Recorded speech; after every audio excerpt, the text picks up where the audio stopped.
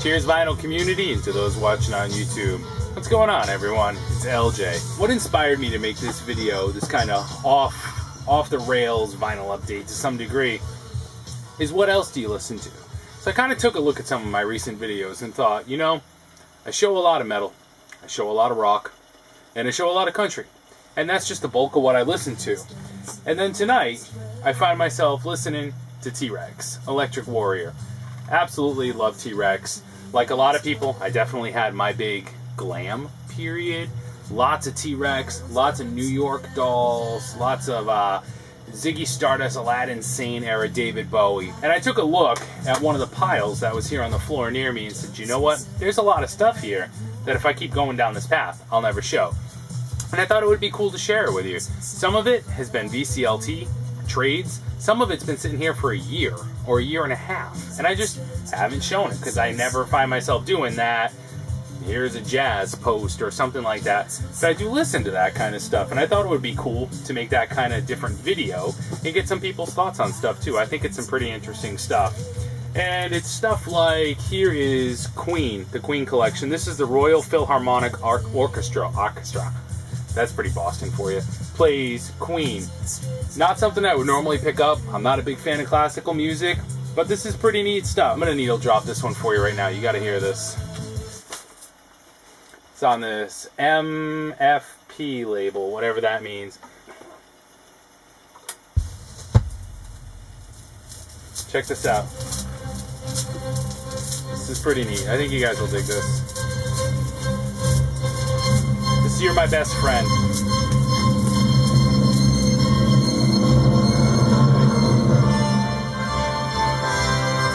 It's pretty neat.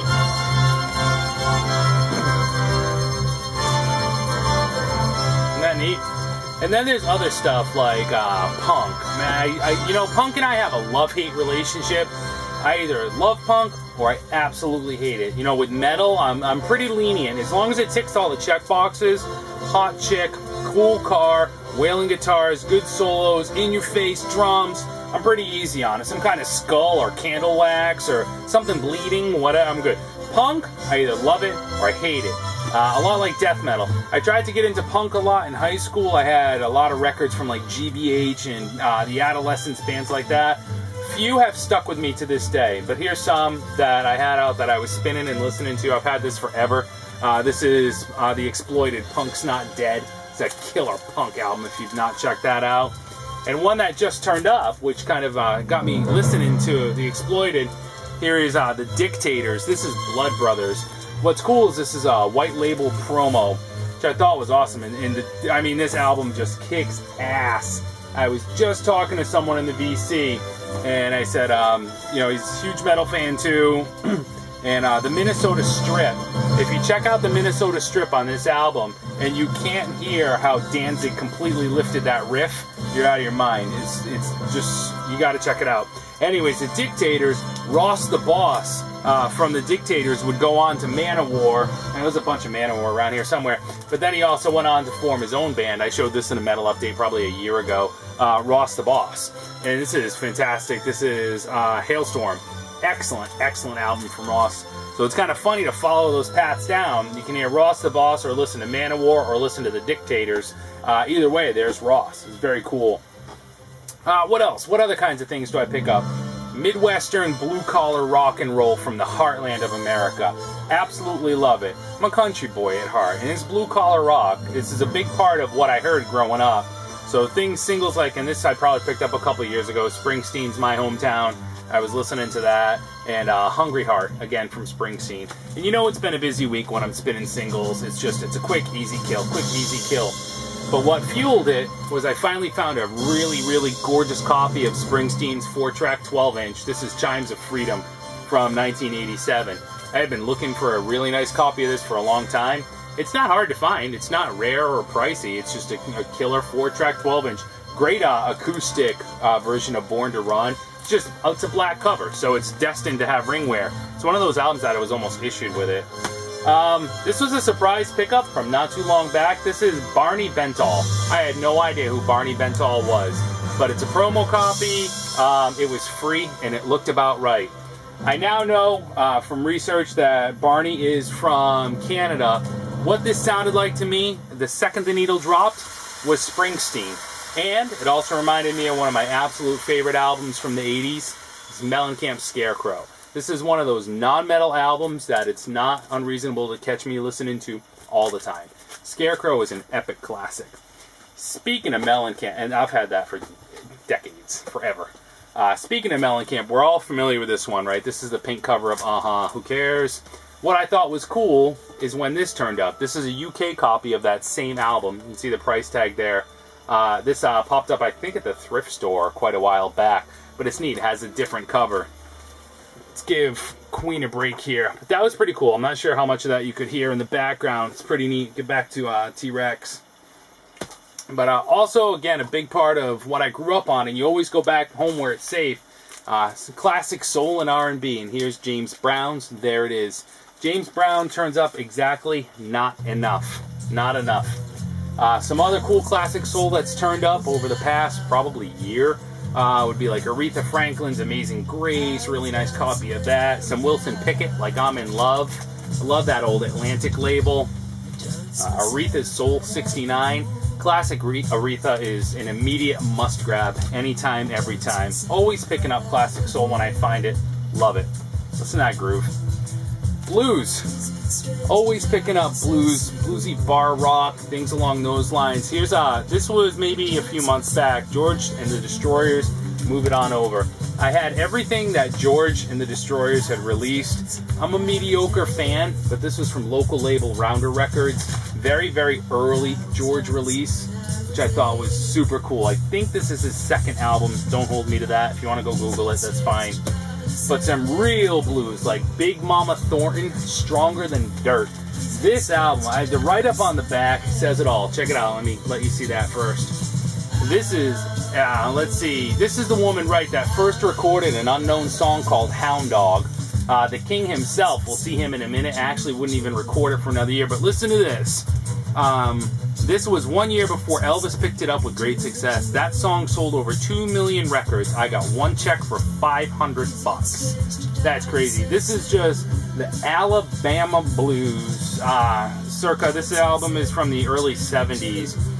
She started recording in the 50s and 60s. And this is just, the woman just good, greasy, home-fried, fit the whiskey, chewing cigarettes, blues. This woman could howl. Just amazing. You listen to this and you can just, the Alabama sweat just starts dripping down your face. Real, authentic, amazing. Some other blues I've picked up over the past 6 months or so, and there's a small stack. Albert King's King Albert. I don't listen to a whole lot of blues, so I can be pretty selective when I do. On Alligator Records, love Alligator Records. Anything on Alligator is an immediate grab. This is Professor Longhair, Crawfish Fiesta. Man, this boy can wail. Jazz. A lot of the jazz I pick up gets traded. I know people that dig it and love it. I don't know, man. I have a hard time with it. I like it, sure. I have quite a bit.